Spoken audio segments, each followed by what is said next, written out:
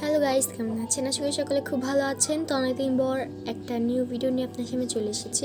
তো আজকে মা পাবদা মাছের রসা করবে টমেটো দিয়ে। তো ওই রেসিপিটা আপনার সাথে দেখাবো। তো চলেন রান্নাটা স্টার্ট করি। তো ফার্স্টে মা কড়াইতে তেল দিয়ে দিয়েছে, তারপরে পাবদা মাছটাকে হলুদ লবণ দিয়ে মাখিয়েছে। আর পাবদা মাছগুলোতে কিন্তু ডিম ছিল।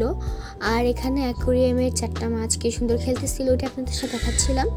আর গোল্ডেন ফিশটাকে আলাদা করা রাখার কারণ হচ্ছে গোল্ডেন ফিশটা অনেক বেশি খাবার খেয়ে ফেলে, তো ওই ছোটো ছোটো মাছগুলো খাবার খেতে পারে না, এই জন্য আলাদাভাবে রাখছি।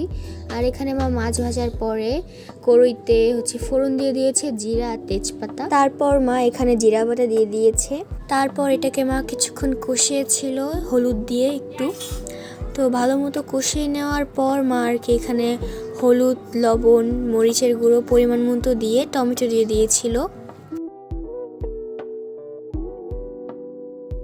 তো তারপর মা আবারও কিছুক্ষণ কষায়, আর কষানোর পর যখন এরকম পর্যায়ে চলে আসে তখন মা মাছগুলোকে দিয়ে দেয়। তো মাছগুলোকে নিয়ে একটু ফ্রাই করার পরে আবার জল দিয়ে দিচ্ছে মা। জল দেওয়ার পরে কিছুক্ষণ ফুটায়, তারপর মরিচ দিয়ে দেয়, কাঁচা মরিচ। তারপর মশলা গুঁড়ো দিয়ে মা নামিয়ে ফেলে।